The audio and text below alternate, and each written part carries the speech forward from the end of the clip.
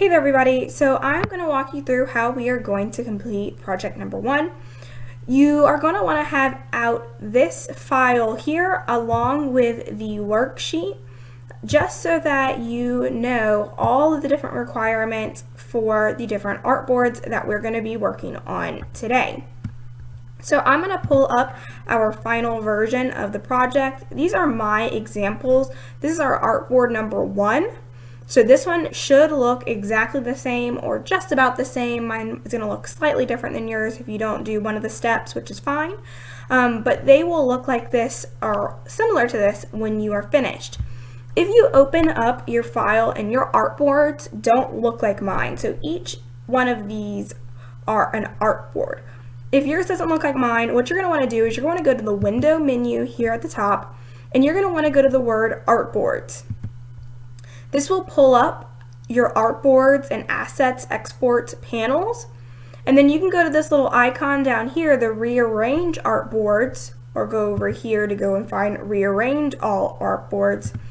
And I have the layout grid by row selected with my spacing at 20, columns at 2, and once you have this default changed to the correct settings, you can hit OK and yours should look like mine. When you finish with a panel that you no longer need, you can hit the X and it will no longer be visible to you.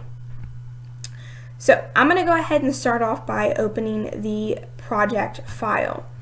There are a few ways you can do this. I'm going to do it by going into the file menu and going to open and then going into my downloads panel and pulling up the project file.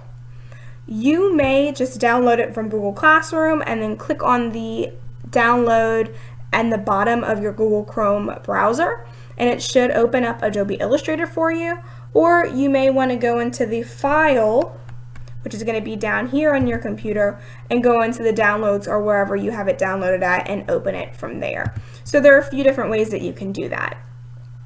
What we are going to start off with first is we are going to go into our artboard 1. So I'm going to go and select the type tool and I am going to select the text. So we have specific requirements for this artboard and I'm going to reference our minor project 1 outline sheet so that I can make those adjustments. I'm going to start off with the size, and the reason why I'm going to do this is because when we change it over to the other font, it's going to be too large for us to view all. So I'm going to change the font size first, and if you noticed, I clicked into this little dialog box and I just typed in there. You could also click the up and down arrows to adjust the size, and if you hold down shift it'll go up in increments of 10. So we wanted it at 210 pixels, so I went ahead and changed my font size. We can change some different things by just working in this properties panel when we have the type tool selected, but I actually like to go up to the window menu and I like to look for type, which is going to be down at the bottom, and I like to pull up my character panel. When you click on the character panel, it's going to also have the paragraph and open type panels that come with it. This just makes it easier so we can see a whole bunch of different fonts to choose from. So I am going to look for Century. It's right here. So I've changed my font size to 210. I've changed the font style. And then we need to change the leading, kerning, alignment, and fill/stroke. So we are going to change the leading to 225. If you don't know where those are, you can hover over the little icons and it'll tell you what they are. So just to verify, it's 225. And let's see.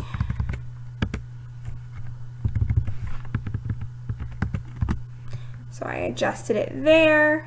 we're going to adjust the kerning, which is going to be between two specific letters. So as you can see, it says adjust between the G and the I and digital to 20. So I'm going to click between the G and the I, which you can see my cursor right here, click there, and then I'm going to change it to 20. I'm going to hold down the shift and click up 2 times to get it to that number. And then I need to change the kerning between D and I and media. So I'm going to go between the D and I, and we're changing that to 30. So as you can see, what has been adjusted is those specific characters. And from there, we will adjust the alignment. So we want it right aligned. So you could go right here in the paragraph section of the properties panel for the type tool, or you can click over onto the paragraph and you can hover over these to find out which one is the right alignment. So we're going to align it to the right. Then we need to change the fill color to R251, G176, B59, and we have no stroke. So we're going to go over to our fill. And I just so happen to know that this is the correct one, so I'm going to go ahead and click there. Oop, but I have to have my text selected. So I'm going to go ahead and click there, and there we have it. So I'm going to do a quick little adjustment to this by clicking my selection tool, and I'm going to drag the center little square up to the word media. And then from there, I'm going to go into the properties panel and change the alignment. I'm going to make sure that it's horizontally aligned to the center, and then I'm also going to make sure that it is vertically aligned to the center, just so that it is in the center of the artboard itself. That last step is optional. If you feel like you can do that, go for it, but if you feel like it's too challenging, you don't have to. Remember, if you make a mistake on anything throughout the project, you can do Control-Z to undo it, allowing you to go back a step before you made any mistakes. So now we're going to go over to our next artboard, and for these two artboards, I'm just going to make a few adjustments. It's going to be different than the final version that I showed you here, because I'm just going to have a little bit of fun and make some changes.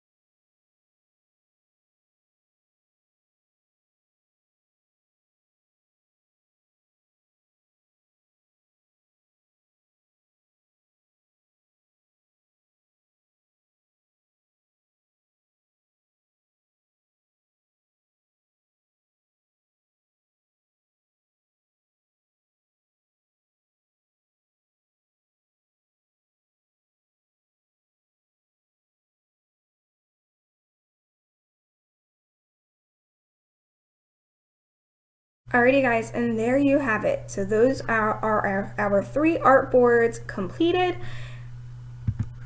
based on the requirements. Once you are done, you need to go over to your Minor Project 1 worksheet and you need to make sure that you fill out the different adjustments that you made for your artboards 2 and 3 so that I know those adjustments that you made. And then you need to go and reflect. So I want you to think, how did you do for this project? Did you struggle using the Illustrator interface? Do you need any assistance? Do you feel that you did an amazing job and this was super easy for you? I just want you to reflect on this project in 5 sentences so that I get a feel for how you're doing. If you need any assistance, if you had any issues, I want you to put them here because I'm going to read those so that I can help you. I know that this is a different school year, so for my virtual and hybrid students who are at home, if we're doing this project and you are having a hard time, I need you to give me all of the feedback that you have for this project and any assistance that you may need. Put it here so that I can help you better for the next one. Alrighty guys, there you have it.